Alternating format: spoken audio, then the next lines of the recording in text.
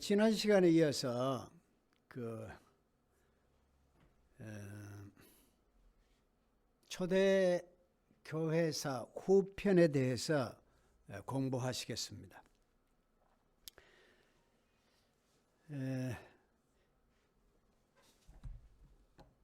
313년에 콘스탄틴 대제가 기독교를 공인하고 그 아들 데오도시우스 황제가 392년에 기독교를 국교화함으로써 기독교는 외형적으로 커가는 그 발달된 그런 모습을 띱니다. 그런데 이제 기독교 내에 그 이단 사상이 그 골치를 아프게 했는데 그 이단 사상에 대해서 잠시 살펴보도록 하겠습니다. 에비온파입니다. 에비온파는 신성과 동정녀 탄생을 부인합니다. 양자론을 주장합니다. 그 양자론이라는 것은 그 예수님이 하나님의 아들이 아니고 우리와 똑같은 인간인데 세례 받을 때 성령이 임해서 아들로 만들었다. 이게 이제 양자론입니다. 그리고 바울은 율법의 배반자라고 비난하고 할례를 주장했습니다. 그 다음에 그 온건 나사렛파인데 이 사람들은 그 신성과 동정녀 탄생 부활을 다 인정했고 바울을 진정한 사도로 인정했습니다. 그런데 율법에 관한 한에는 유대인에게만 해당하는 것으로 지킬 의무가 있다. 이런 주장입니다. 그 다음에 이제 엘카사파인데 동정녀 탄생 부인하고 바울을 배척하고 할례를 주장하고 율법을 지킬 것을 주장했습니다. 그 다음에 우리가 꼭 하나 알아야 될 이단이 양태론적 단일 신론입니다. 이건 뭐냐 하면 마치 우리가 그 물을 이야기할 때 물은 H2O인데 고체식으로는 말하면 얼음이 되고 또 기체는 수증기가 되고 액체는 우리가 말하는 물이다. 그 성분에 있어서는 H2O지만은 그 양태에 있어서는 세 가지를 나타낸다 하는 이것이 양태론적 기독론인데 이거 잘못됐습니다. 이거 뭐냐 하면 성부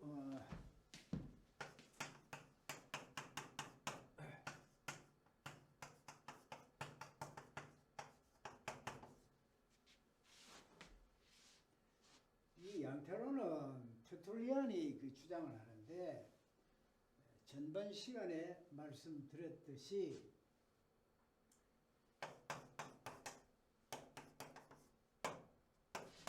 삼위일체를 할 때 이 체는 본질을 이야기하고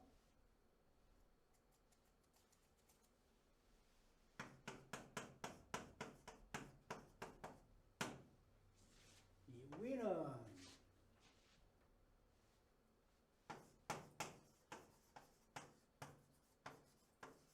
페르조나에라고 해서 가면이라. 이 가면은 무엇을 쓰느냐에 따라서 역할이 달라지듯이 그 역할이다. 이런 거예요. 본질은 서브스탄티아라 해서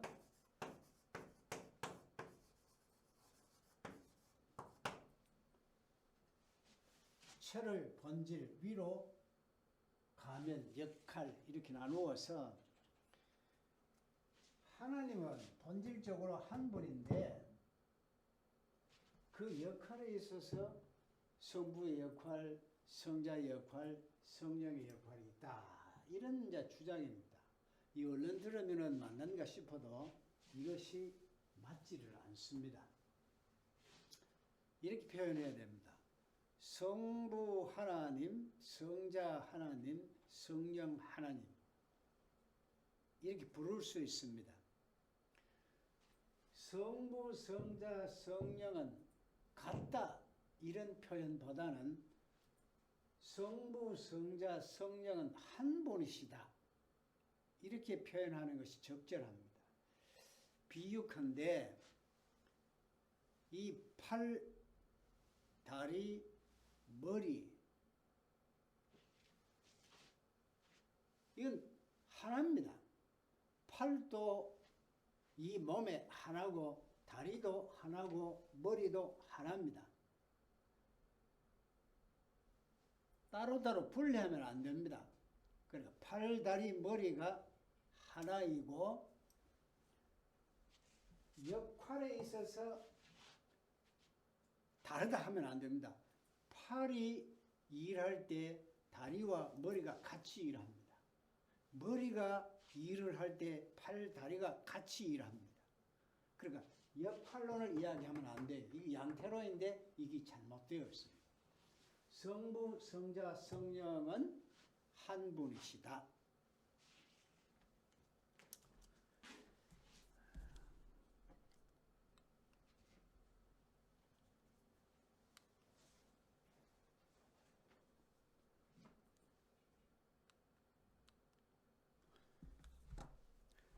그 다음에 마니교입니다. 이 마니교는 일종의 그 신비주의인데 극단적인 금욕 생활을 강조하고 영지주의적인 그런 사고를 갖고 있었습니다. 그럼 영지주의가 뭐냐? 영지주의는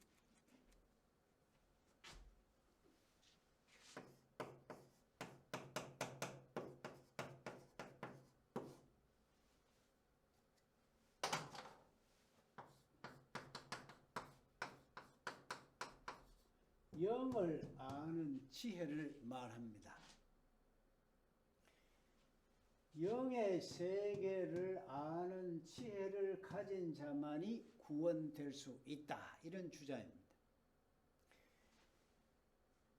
그리고 영은 귀한 것이고 육은 천한 것이기 때문에 육은 아무렇거나 해도 구원과는 관계없다 하는 이런 주장을 합니다.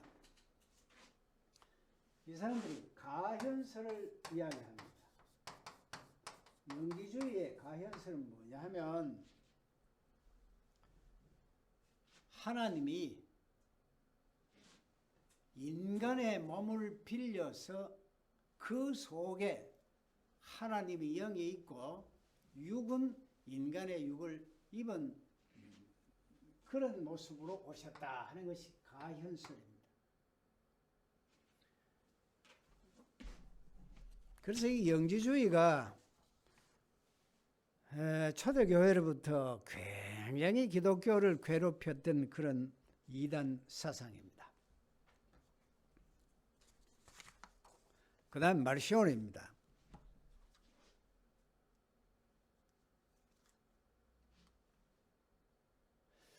그 마르시온은 역시 그 영지주의적 사고를 갖고 있었고 바울만이 예수의 복음을 왜곡시키지 아니한 유일한 사도라고 이렇게 봅니다.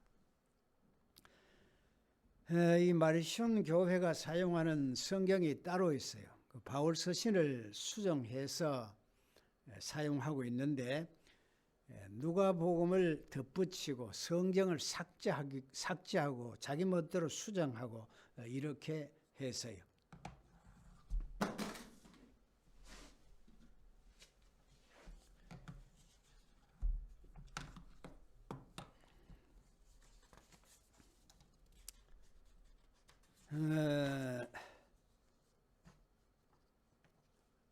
그 삼위일체론과 기독론에 대한 그 논쟁이 이제 초대 교회 후반기에 가면 대단하게 서로 논쟁을 벌이고 있는데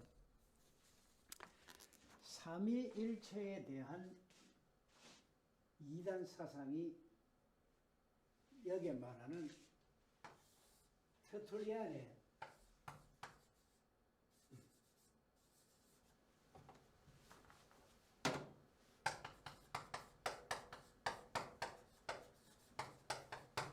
이런 양태론적 기독론 이게 하나 있었고 또 하나는 오리겐 이 사람이 알렉산드리아 쪽에 유명한 교부인데 신학자인데 대단한 부입니다. 그러나 이 사람이 삼위일체론을 이야기할 때는 성자, 성부, 종속 이걸 주장합니다. 뭐냐면 성부가 성자를 낳았다는 겁니다.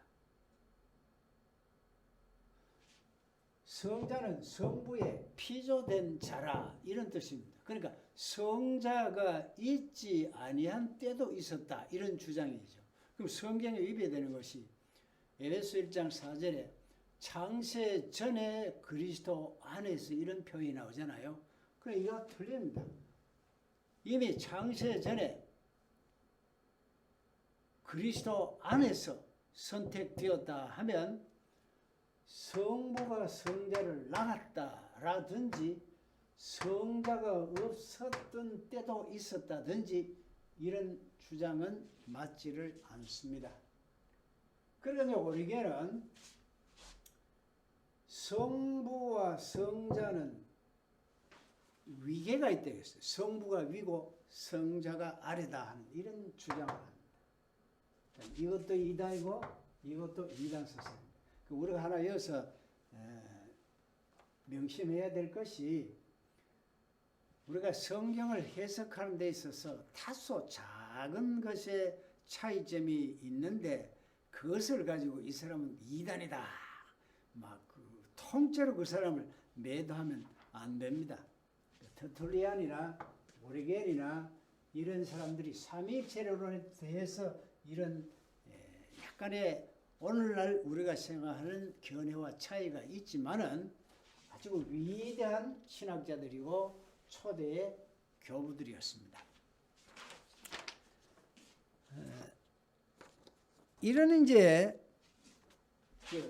터툴리안 또 오리겐 이런 사람 또 아리우스라고 있어요. 이 사람은 뭐라고 이야기했냐면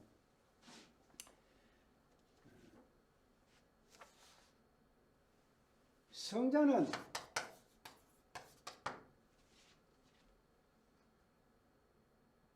하나님의 아들이 아니다 이렇게 부인합니다. 뭐냐? 이 로고스를 다른 인간들보다 더 많이 받은 그런 지혜로운 자일 따름이지 하나님의 아들은 아니다. 이제 이런 주장이죠.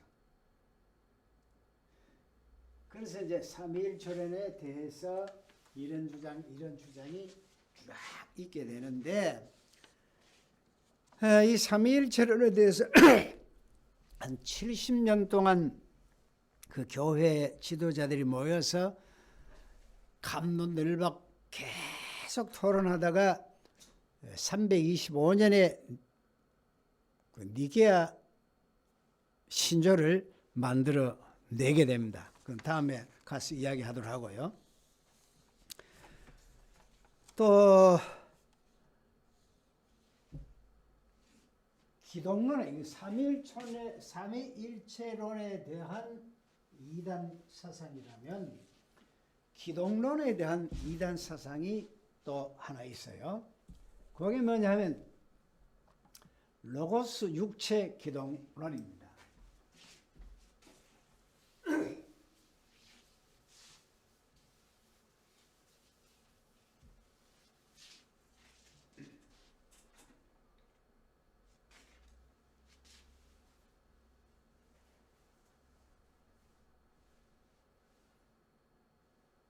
로고스 육체 기동론이라 하는 것은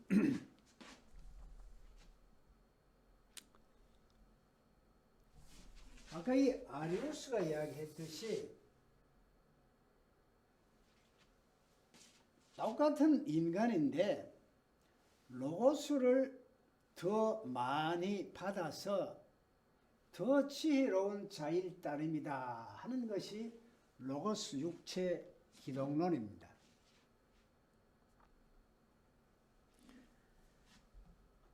또 하나는 부본성 기동론인데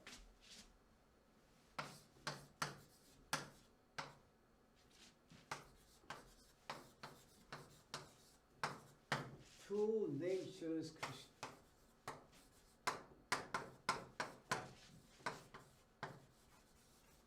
두번성 기동론.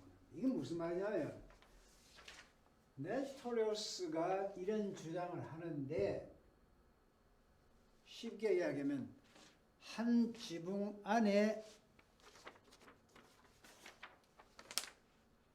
인성과 신성이 한 지붕 안에 신성과 인성이 내재한다. 인성이 활동할 때는 신성이 가만히 있고 신성이 활동할 때는 인성이 가만히 있고 이런 주장입니다.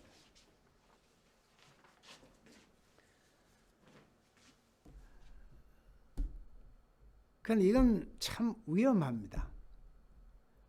아까 말씀드렸듯이 팔이 일할 때 다리와 머리는 다른 몸은 가만히 있는 것이 아니고 같이 일하듯이 신성과 인성은 같이 일하십니다. 그러니까 두 본성이 육체 안에 같이 가지고 있다. 이런 주장은 맞지를 않습니다. 그 다음에 또 그 시릴이라는 그 사람은 반신반의를 주장하는데 신도 아니고 인간도 아닌 그런 이상한 그 인간과 다른 그런 존재다라는 주장입니다. 여기에 대해서 나중에 이제 기독론에 대해 가지고 계속 종교 회의에서 토론을 하다가 나중에 421년입니까? 그 켈케톤 종교 회의에서 신조를 만들어 내죠. 자, 저런 이단 사상이 그 초대교회 그 후반기 때 교회를 어지럽히고 있었을 때 교회에서는 신조를 만듭니다. 그 신경이 대표적인 것은 바울의 신앙 고백, 그 다음에 이그나티우스의 신앙 고백, 또 터툴리안과 이레니우스의 신앙 고백, 저스틴의 신앙 고백, 그 스머나 장로들의 신앙 고백, 이런 신앙 고백들이 나와서 이단 사상에 대해서 이것은 아니다, 이것이 옳다, 이제 이런 주장들을 하게 됩니다. 그 중에 유명한 그 신앙 고백서가 로마 신교입니다. 이 처음에는 이제 질문식으로 되어 있었는데 나중에는 오늘날 우리가 사용하는 신앙 고백서처럼 이렇게 되었죠. 사도신경입니다. 사도신경은 초대교회 때부터 널리 인정되어 왔던 그런 교리들을 한 곳에 모아서 신앙 조목들을 만들었는데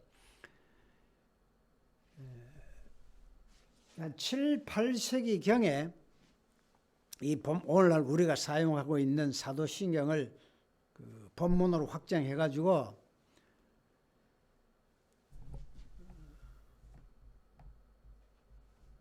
범국가적으로 사용하게 된 것은 그 샤르맹 대제 때 사용을 했습니다. 그 다음에 정경 형성인데 구약은 약 100년경에 야분의 종교회의에서 확정됐고요. 신약 정경은 367년에 아다타이스에 의해서 설정되었고 이게 채택된 것은 397년 때 27권으로 정경되었고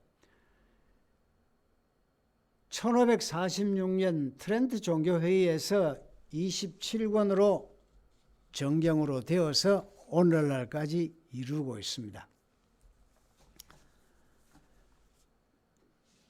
자, 그 다음에 우리가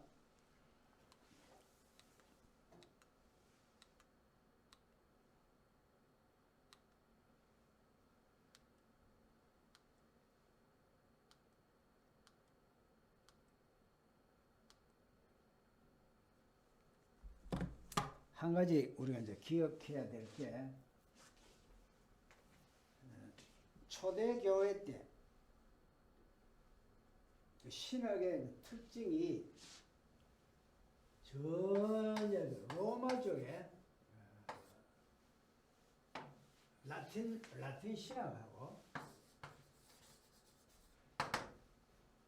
이쪽에 안디옥 쪽에 안디옥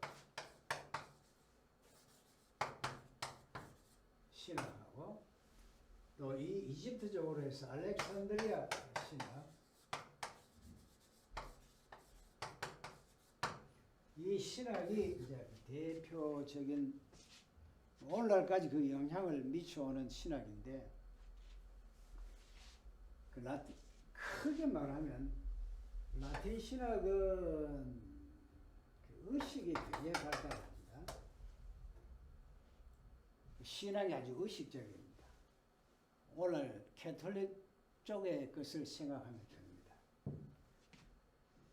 그 알렉산드리아 쪽은 상당히 그 교리 쪽입니다. 철학이 발달했기 때문에 말하자면 오늘날 신학, 사상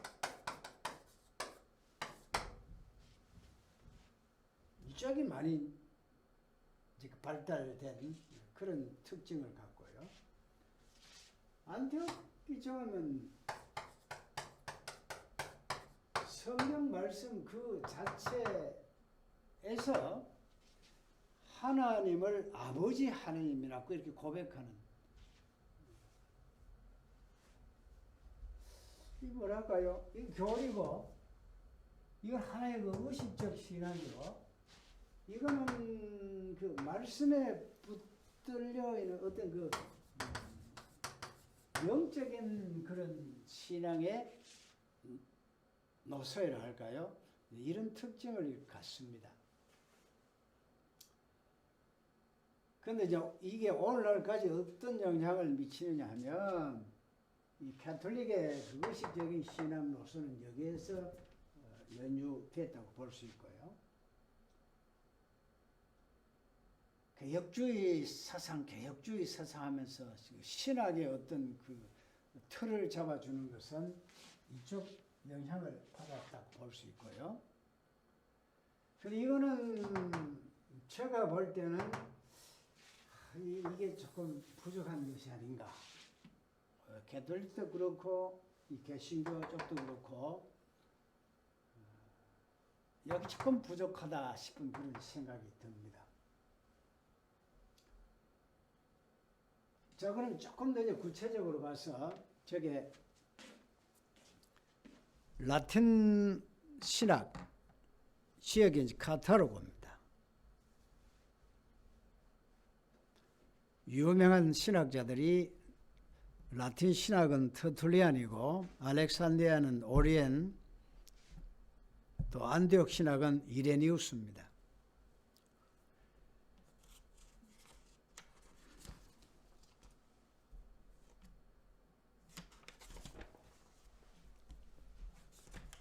나머지 이제 구체적인 것은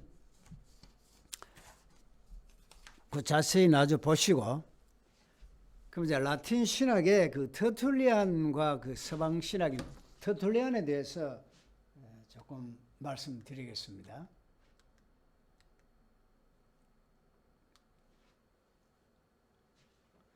터툴리안은 카르타고 출신이고 라틴 신학의 아버지라 합니다. 유명한 분입니다.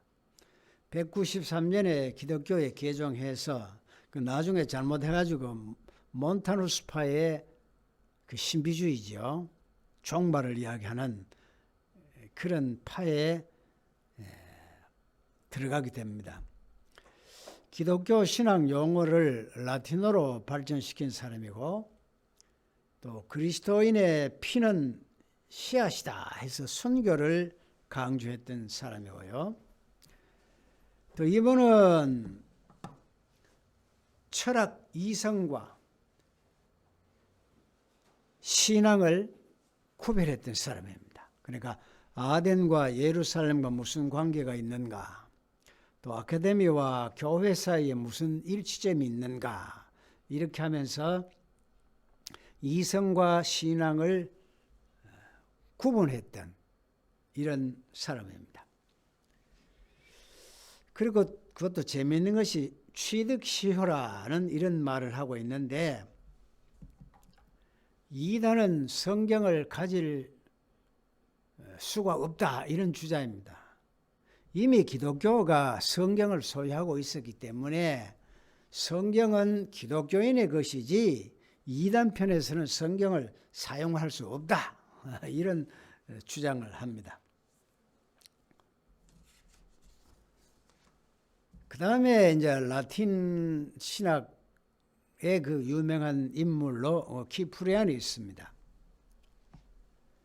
이분은 북아프리카 교회 감독으로 독신과 청빈 생활을 하면서 그 성경 연구를 많이 했던 그런 분입니다. 유아 세례를 최초로 인정한 사람이고요. 노바티안주의를 배격했습니다. 하나님은 아버지고 교회는 어머니이고 방주이기 때문에 교회를 배격하는 자는 구원이 없다, 이런 주장을 하죠. 그 다음에 알렉산드리아 신학의 그 유명한 분이 클라멘트입니다. 클라멘트는 알렉산드리아 신학의 정초를 놓았던 분이고, 아테네의 부유한 가정에서 태어나서 190년에 쯤 돼서 12년 동안 알렉산드리아의 문답학교 교장으로 활동했고, 기독교 진리와 헬라 철학은 모두 하나님으로부터 출발했다고 생각을 하는데, 철학은 신학의 신여다, 이런 주장을 합니다. 타락한 인간이 구원에 이르기 위해서는 영의 지식의 경지에 이르러야 된다 라고 했습니다. 기독교 진리를 설명하기 위해서는 영지라는 용어를 채용했습니다.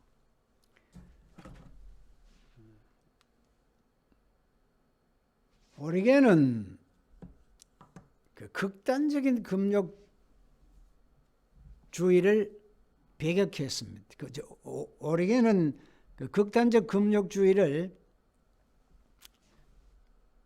취했으면은 이분은 금욕주의를 배격했고, 성경 해석에 있어서는 소위 그 알레고리적 성경 해석을 이분이 많이 했습니다.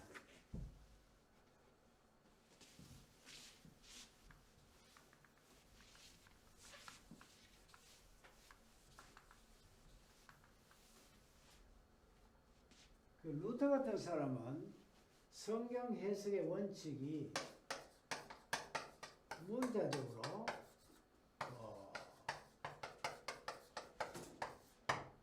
역사적으로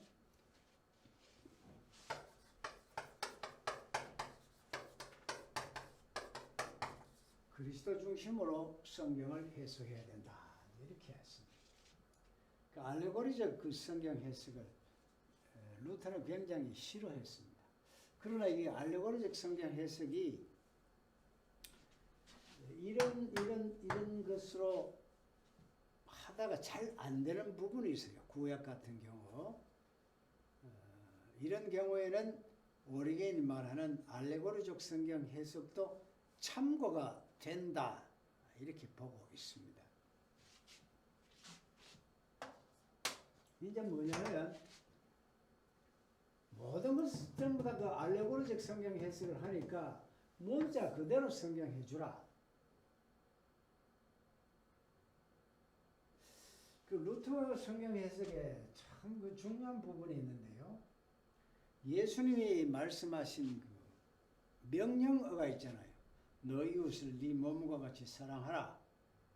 또 이것은 내 몸이다. 이렇게 이야기했다면 그건 뭐 알레고리적 성경 해석하지 말고 문자 그대로 그걸 성경 해석도 붙이지 말라는 겁니다. 그대로 하면 된다는 거예요. 그 다음에 모든 성경 중심은 그리스도 중심에서 해석이 되어야 되지 그리스도를 빼고 성경 해석하는 것은 안 된다. 이런 주장을 루터가 했습니다.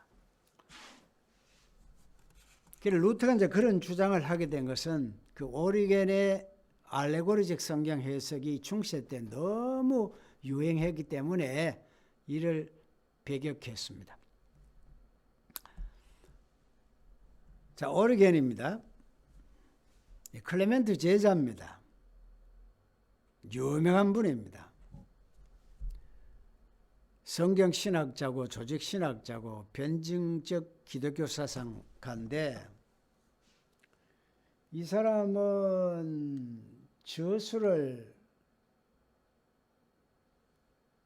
한 6,000권의 저서를 남깁니다.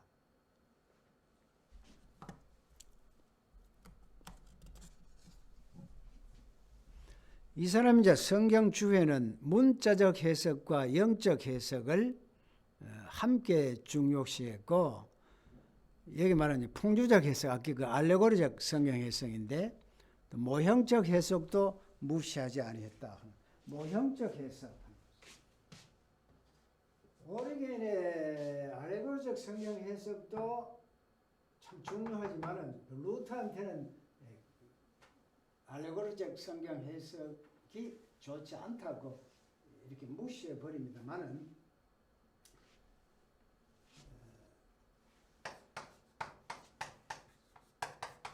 모형론에 있어가지고는 그 오리겐의 이 영향이 오늘날까지 미치고 있습니다. 모형론이 뭐냐 하면 예를 들어서 이삭을 모리아산에 바칩니다. 이 이삭이 예수 그리스도가 십자가상에 바쳐지는 그 모형이다. 이런 식의 해석입니다. 그 모형론입니다. 다윗 뭐냐? 이 다윗은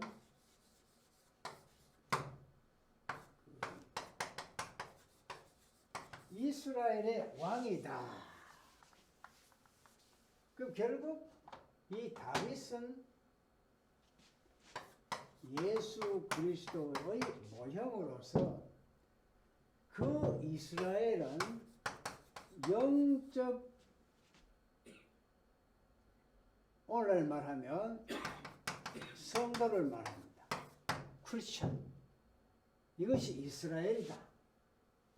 이런 식으로 예수의 모형으로 해석하는 것이 모형론입니다. 오리겐이 이런 점에 있어서 성경 해석에 있어서 굉장히 깊게 성경 해석했죠.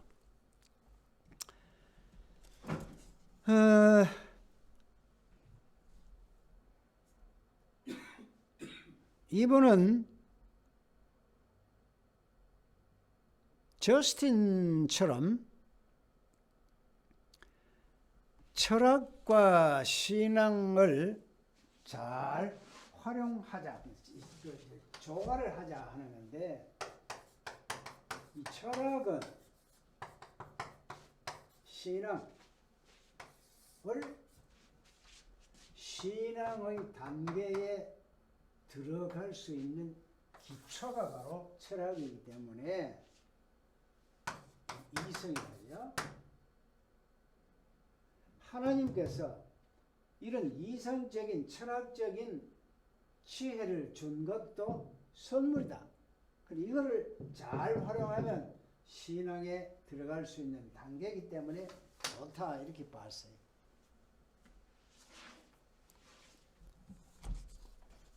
그러나 이제 이 터툴리안 같은 사람은 철학과 신앙은 완전히 별개의 것으로 보고 있죠. 그 다음에 이제 안디옥 쪽에 유명한 분이 이그나티우스입니다.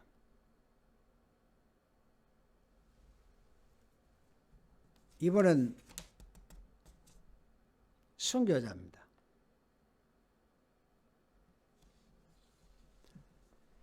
이그나티우스는 자기 인생의 목적이 예수 그리스도 곧 하나님을 위해서 고난받는 것이라 이렇게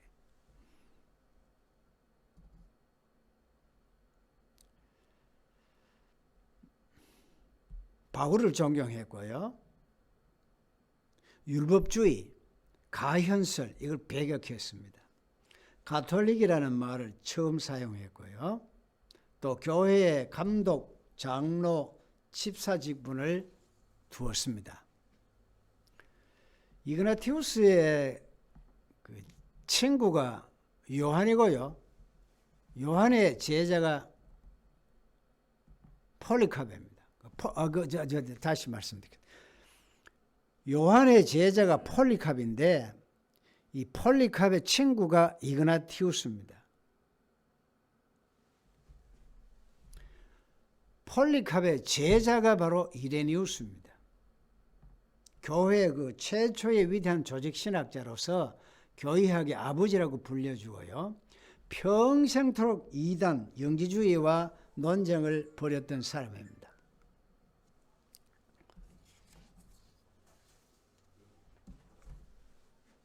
이 사람은 철학을 배격하고 오직 계시만 인정했습니다. 성경과 사도의 권위를 인정했고요. 이분의 그 재미있는 용어 중에 총괄갱신이라는 것이 있는데, 총괄갱신이 뭐냐 하면 로마서 5장 19절에 한 사람이 순종하지 아니함으로 많은 사람이 죄인 된 것 같이 한 사람의 순종으로 많은 사람이 의인이 되리라, 이 말씀이 나오는데,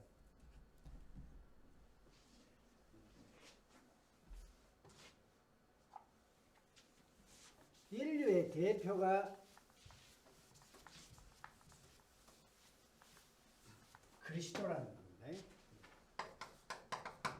첫 아담, 마지막 아담,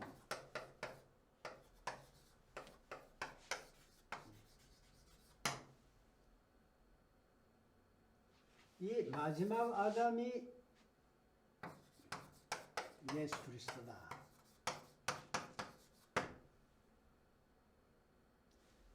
이 첫 아담이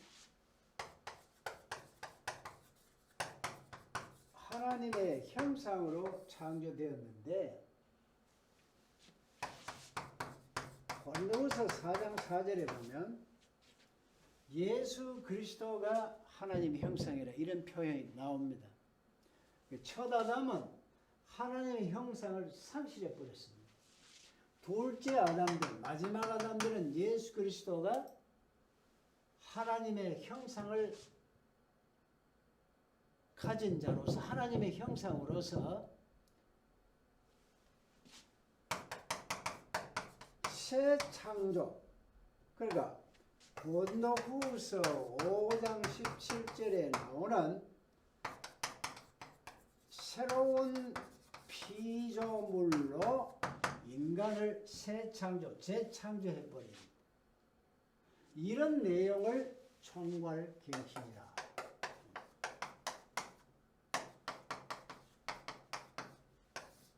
이레니우스의 총괄갱신의 그 사상이 바로 이겁니다.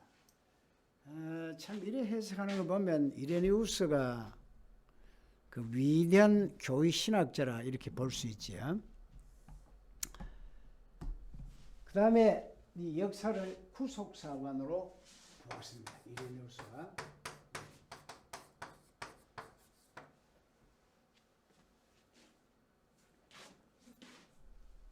그 다음 안디옥의 그 유명한 그 크리소스톰은 천부적인 언변과 그 박학한 헬라어 실력 그리고 뜨거운 열정과 신앙적 확신으로 또 아주 명쾌하게 성경을 해석해 가지고 설교를 하면 귀에 탁탁 들어오도록끔 그렇게 참 유명한 황금의 입이라고 할 정도의 그런 분이 크리소스톰입니다. 안디옥 교회의 유명한 분입니다. 이 사람은 그 알레고리적 해석과 신비적 해석을 멀리하고 아주 문법적이고 역사적이고 추석적 방법에 의해서 성경을 해석하고 설교를 했던 사람입니다.